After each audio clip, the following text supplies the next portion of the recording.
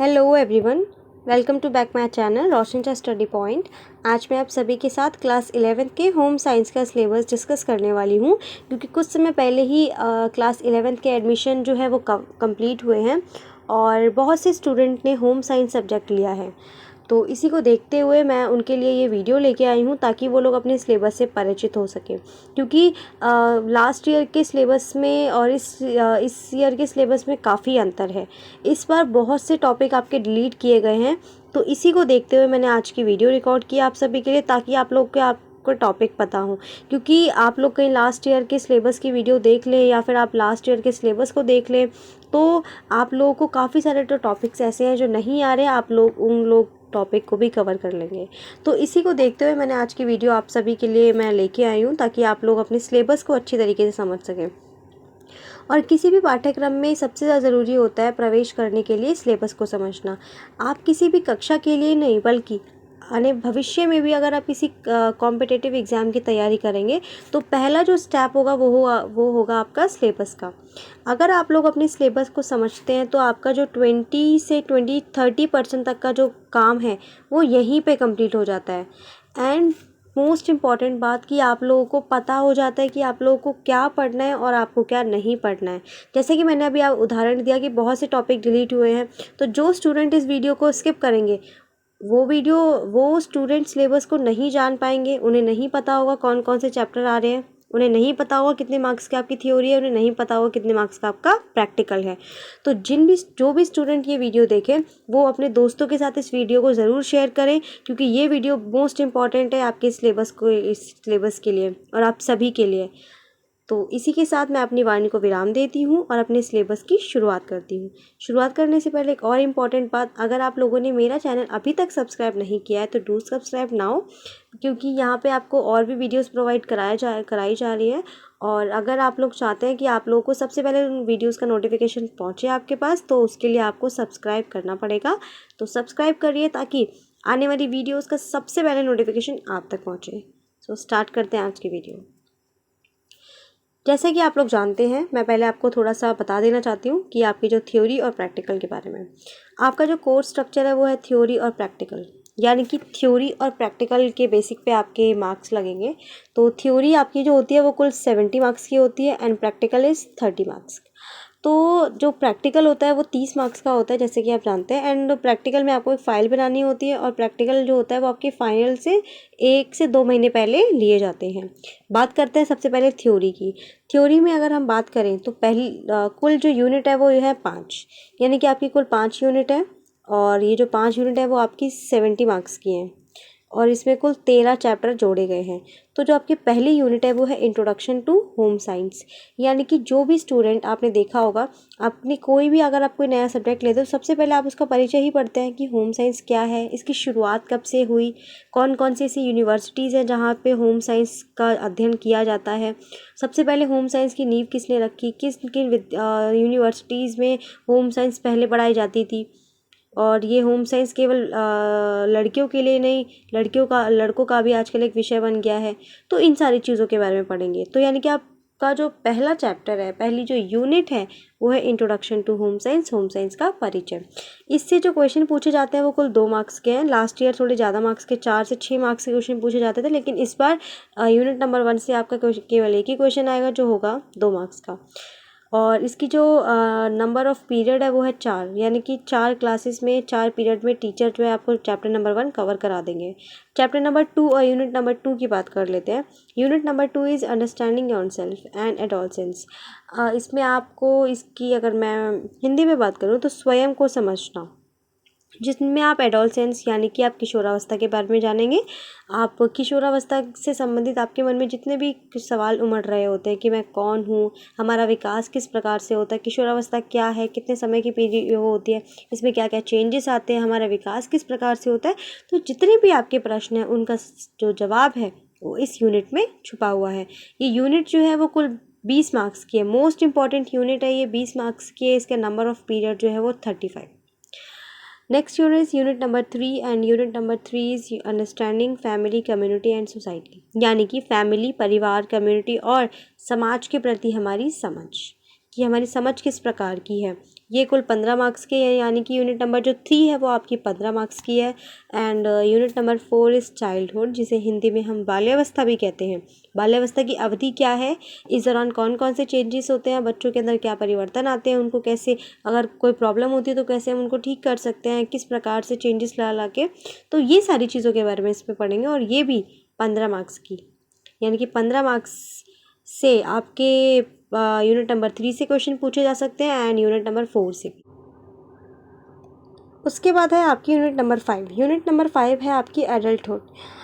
Adulthood जो है, इसमें आप उसके बारे में जानेंगे कि इसकी समय अवधि क्या होती है और इसमें कौन कौन से आपकी बॉडी में चेंजेस आते हैं, इस समय आपकी क्या क्या रिस्पॉन्सिबिलिटीज़ होती हैं, यानी कि सब कुछ मिला के आप एडल्टहुड के बारे में इसमें पढ़ेंगे। और ये कुल 18 मार्क्स का है। तो और इसकी जो नंबर ऑफ़ पीरियड है वो है 28, यानी कि 28 पीरियड में जो टीचर है वो आपको ये यूनिट कवर करा देंगे। तो इसी के साथ हमारा जो थ्योरी वाला पार्ट है वो कंप्लीट होता है कि थ्योरी आपकी कितने मार्क्स की आएगी एंड कितने यूनिट्स लगे हैं आपको और नंबर ऑफ़ पीरियड। तो इसी के साथ 70 मार्क्स की आपकी थ्योरी, 30 मार्क्स का आपका प्रैक्टिकल इज इक्वल टू 100। तो ये बात कर ली हमने थ्योरी की। मैं आपको प्रैक्टिकल के बारे में भी बताऊंगी आगे कि प्रैक्टिकल के लिए क्या है। तो आप लोग पहले सिलेबस को समझिए, देन प्रैक्टिकल पे आते हैं उसके बाद। तो अभी तो आपने बस ये रूपरेखा पढ़ ली है कि कितने मार्क्स का कौन सा यूनिट आएगा और आपकी एग्ज़ाम टाइम कितनी होगी और थ्योरी और प्रैक्टिकल में कितने यूनिट लगे हैं। तो इसके साथ ही स्टार्ट करते हैं फिर हम अपने यूनिट्स को समझना। यूनिट नंबर 1 है आपकी चैप्टर 1, जिसमें है गृह विज्ञान का परिचय। जैसे कि मैंने आपको बताया था, आपका यूनिट नंबर 1 भी यही है, home science, introduction to home science, and आपका चैप्टर भी है जिसमें आप होम साइंस के बारे में पढ़ेंगे। उसके बाद यूनिट नंबर 2 है आपकी चैप्टर जो 2 है वो है स्वयं को समझना किशोरावस्था, यानी कि ये इस अध्याय में आप जानेंगे कि हम स्वयं को कैसे समझ सकते हैं, यानी कि किस प्रकार से, कौन है, हमारे मन में कौन कौन से जितने भी सवाल आपके मन में हैं आपके लिए, तो इन सारे सवालों का जवाब आपको इस अध्याय में मिल जाएगा। इसमें आप पढ़ेंगे इस पार्ट, जो ये अध्याय है उसको हम 3 से 4 पार्ट में पढ़ेंगे। तो पहला जो अध्याय है वो टॉपिक है वो है आपका स्वयं का विकास और विशेषताएं, यानी कि स्वयं का विकास, कि आपका जो विकास है वो किस प्रकार से हो रहा है, उसकी क्या विशेषताएं हैं। उसके बाद बी पार्ट जो है वो है मैं कौन हूँ। ये जो सवाल है वो ज़्यादातर किशोरियों के मन में होता है कि मैं कौन हूँ, इस प्रकार का। तो इसका भी आपको जवाब मिलेगा, पढ़ेंगे कि क्या है ये। फिर है विकास और स्वयं के लक्षण, विकास के और जो किशोरावस्था है उसके क्या लक्षण हैं, किस प्रकार से विकास होता है, किस अवस्था में होता है, एंड स्वयं के क्या क्या लक्षण होते हैं। उसके बाद जो डी है उसमें आप जानेंगे पहचान पर प्रभाव, यानी कि आपकी पहचान पर, जैसे जैसे आप बड़े होते हैं, किशोरावस्था में प्रवेश करते हैं, तो आपकी पहचान पे क्या प्रभाव पड़ता है। उसके बाद चैप्टर नंबर 3 जो है वो है आपका भोजन, पोषण, स्वास्थ्य और स्वास्थ्यता, यानी कि चैप्टर नंबर 3 में आप भोजन क्या है, संतुलित आहार क्या है, कितने प्रकार का होता है, कितने तत्वों से मिलकर बनता है, पोषण क्या है, कितने प्रकार के पोषण होते हैं, स्वास्थ्यता क्या है, इस सारी चीज़ों के बारे में पढ़ेंगे। चैप्टर नंबर 4 आप पढ़ेंगे संसाधनों का प्रबंधन, क्योंकि आज के समय की सबसे बड़ी प्रॉब्लम यही है कि हमारे पास चीज़ें होती हैं, हमारे पास संसाधन होते हैं, लेकिन हम उनका उचित उपयोग नहीं कर पाते हैं। तो ये जो अध्याय है वो आपको काफ़ी सारे लेसन्स देगा, तो इसीलिए आप लोग इसको ध्यान से पढ़ें और समझें और इम्प्लीमेंट भी करें अपनी लाइफ में। उसके बाद चैप्टर नंबर 5 है आपका हमारे चारों ओर वस्त्र। हमारे चारों ओर वस्त्र से तात्पर्य है कि आप देखते हैं हमारे चारों ओर वस्त्र, यानी कि कुछ भी चीज़ हो, चाहे ज़्यादातर तो चीज़ें आपने देखी होंगी वस्त्र ही होते हैं, तो उन पे का किस प्रकार से वस्त्र निर्मित होते हैं, क्या प्रोसेस होता है, डिज़ाइनिंग क्या होती है, सारी चीज़ों के बारे में। उसके बाद चैप्टर नंबर जो 6 है वो है मीडिया और संचार प्रौद्योगिकी। ये काफ़ी इंटरेस्टिंग है वैसे तो इसमें आप मीडिया के बारे में पढ़ेंगे और समय के साथ संचार जो प्रौद्योगिकी है उसने कितनी प्रगति की है, इसके बारे में। तो यूनिट नंबर जो 2 है वो कुल 20 मार्क्स की है। इसमें कुल 5 चैप्टर लगे हुए हैं आपके। और बात करते हैं यूनिट नंबर 3 की। यूनिट नंबर 3 इज़ परिवार, समुदाय और समाज के प्रति समझ, यानी कि हमारे परिवार, समुदाय और समाज के प्रति क्या समझ है और उनकी हमारे प्रति क्या समझ है, इसके बारे में जानेंगे। फिर इसमें जो चैप्टर लगा है वो है आपका 7th, विविध संदर्भों में सरोकार और ज़रूरतें। चैप्टर नंबर 7 को हम 2 पार्ट में समझेंगे। पहला जो पार्ट है वो आपका पोषण, स्वास्थ्य और स्वास्थ्य विज्ञान, इसके संदर्भ में। सेकंड है आपका संसाधन, उपलब्धता और प्रबंधन। तो इन दोनों के माध्यम से हम चैप्टर नंबर 7 को समझने का प्रयास करेंगे। यूनिट नंबर 4 की मैं अगर बात करूँ तो यूनिट नंबर 4 है आपकी चाइल्डहुड, जिसे हिंदी में बाल्यावस्था भी कहते हैं।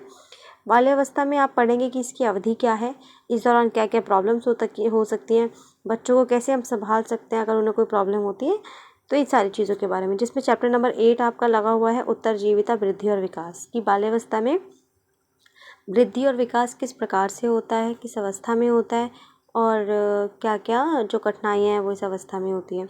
उसके बाद चैप्टर नंबर 9 है आपका पोषण, स्वास्थ्य और स्वास्थ्यता, और चैप्टर नंबर 10 है आपका हमारा परिधान। तो ये तो 3 जो चैप्टर हैं वो आपके यूनिट नंबर 4 में लगे हुए हैं, जिसका नाम है बाल्यावस्था। और मैंने आपको बताया था यूनिट नंबर जो 4 है वो कुल 15 मार्क्स की है, और इसी के साथ हमारी यूनिट नंबर 4 भी कवर होती है। यूनिट नंबर 5 को देख लेते हैं एक बार। यूनिट नंबर 5 है आपकी एडल्टहुड। एडल्टहुड जो थी मैंने आपको बताया था कि इसमें आप पूरा यही पढ़ेंगे कि एडल्टहुड की अवधि क्या होती है, इस दौरान कौन कौन से बॉडी में चेंजेस होते हैं, परिपक्वता आती है, और काफ़ी सारे ऐसे चेंजेस हैं जो मेंटली और फिजिकली दोनों तरीके से होते हैं। इसमें जो आपका चैप्टर है वो है 11 स्वास्थ्य और कल्याण। उसके बाद चैप्टर 12 है आपका वित्तीय प्रबंधन और योजना। फिर आपका चैप्टर नंबर 13 है कपड़ों की देखभाल करना। तो ये तीनों जो चैप्टर है वो हैं आपके यूनिट नंबर 5 में। आप लोग इन्हें अच्छे से तैयार करें। और एक और इम्पॉर्टेंट बात और एक इम्पॉर्टेंट एडवाइस कि आप लोग अगर होम साइंस, जिन भी स्टूडेंट ने होम साइंस लिया है, आप लोग होम साइंस को एक थ्योरी समझ के ना पढ़ें। आप होम साइंस को ऐसे पढ़ें कि आप उसको अपनी लाइफ में इम्प्लीमेंट कर सकें। अगर आप ऐसे पढ़ते हैं कि आप जो भी पढ़ रहे हैं, समझ रहे हैं, अगर आप उसको इम्प्लीमेंट भी करते हैं अपने जीवन में, तो ट्रस्ट मी आप बहुत अच्छे से आंसर तैयार कर पाएंगे। आप कोई भी अगर क्वेश्चन आएगा थोड़ा सा चेंज करके आप उसे भी अटेम्प्ट कर पाएंगे। And third and most important thing कि आप लोग केवल इस ज्ञान को किताबी ज्ञान तक नहीं सीमित रख पाएंगे, आप अपने व्यवहारिक ज्ञान में भी, आप अपने व्यवहार में भी इस ज्ञान को उतार पाएंगे। तो इसीलिए मोस्ट इम्पॉर्टेंट है कि आप लोग फिजिकल होम साइंस को पढ़ें, समझें और अपने व्यवहार में इसको उतारें। क्योंकि कोई भी चीज़ हम पढ़ते हैं सबसे ज़्यादा ज़रूरी होता है कि उसे हम अपने व्यवहार में नहीं लाते। तो अगर आप किसी चीज़ को अपने व्यवहार में लाते हैं तो याद रखिए कि वो चीज़ आपकी हमेशा के लिए आपको याद रह जाती है, आप कभी नहीं उसको भूलेंगे। इसीलिए आप कोशिश करिए कि जितने भी सब्जेक्ट आप पढ़ रहे हैं, जो सब्जेक्ट आपको लगता है कि आप उनको इम्प्लीमेंट नहीं कर सकते हैं तो कोई प्रॉब्लम नहीं है, लेकिन जिन चैप्टर्स को आप या जिन सब्जेक्ट्स को आपको लगता है कि हम अपना इम्प्लीमेंट करके डेली लाइफ को काफ़ी बेटर कर सकते हैं, तो आपको ज़रूर करना चाहिए।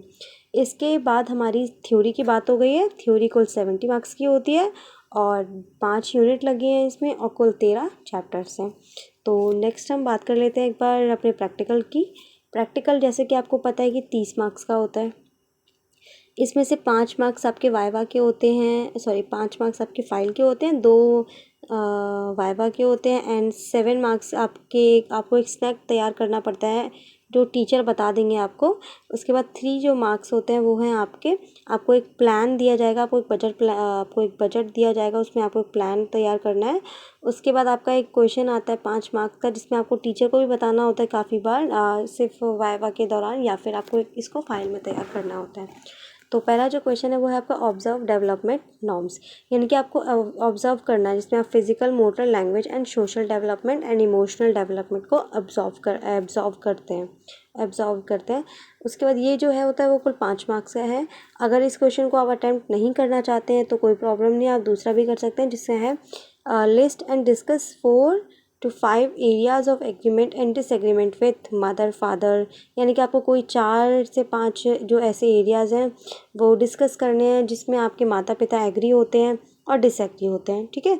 उसके बाद जो क्वेश्चन नंबर 2 है वो है preparation for healthy snack for an adolescence, यानी कि प्रिपरेशन ऑफ हेल्दी स्नैक, आपको एक हेल्दी स्नैक की तैयारी करनी है, बनाना है एक एडोलसेंस के लिए, जो कुल 7 मार्क्स का है। उसके बाद आपको एक plan a budget for a given situation, आपको एक बजट प्लान करना है दिए हुए सिचुएशन के अनुसार, ये कुल 3 मार्क्स का है आपका। और उसके बाद आपका क्वेश्चन नंबर 4 है prepare a time plan for yourself, यानी कि आपको अपने लिए एक टाइम प्लान जो है वो प्रिपेयर करना है, जो कुल 3 मार्क्स का है। उसके बाद relationship of fibre properties of their usage, यानी कि इसमें आपको रिलेशनशिप्स बतानी है फाइबर प्रॉपर्टीज़ जितनी भी होती है कि उनके अंदर क्या, उनके साथ क्या उनका रिलेशंस होता है। एंड ये कुल 5 मार्क्स का है, जिसमें आप 2-3 टाइप दिए हुए हैं, थर्मल प्रॉपर्टी एंड फ्लैमेबिलिटी। उसके बाद है मॉइस्चराइजर, एब्जॉर्बेंसी एंड कम्फर्ट। अगर आप ये नहीं अटेम्प्ट करना चाहते तो इसकी जगह दूसरा कर सकते हैं कि prepare one care label of any garment, यानी कि आपको किसी भी गारमेंट का एक केयर लेवल, आपने देखा होगा ना कि आप कोई भी अगर ड्रेस पहनते हैं तो उसके पीछे एक केयर लेबल होता है जिसमें बताया गया होता है कि इसको आयरन करना है, इसको ड्राई क्लीन के लिए देना है या इसको गर्म पानी में धोना है। तो ये सारी चीज़ें इसे बोलते हैं केयर लेवल। तो केयर लेबल आपको तैयार करना है। उसके बाद आपके 5 मार्क्स आपकी फ़ाइल के हैं एंड 2 मार्क्स आपके वाइवा के हैं। तो कुल मिला के आपके 30 मार्क्स हो गए हैं प्रैक्टिकल के, जिसमें से आप लोग 27-28 ईजीली आसानी से ले सकते हैं, केवल और केवल अपनी अच्छी फ़ाइल बना के।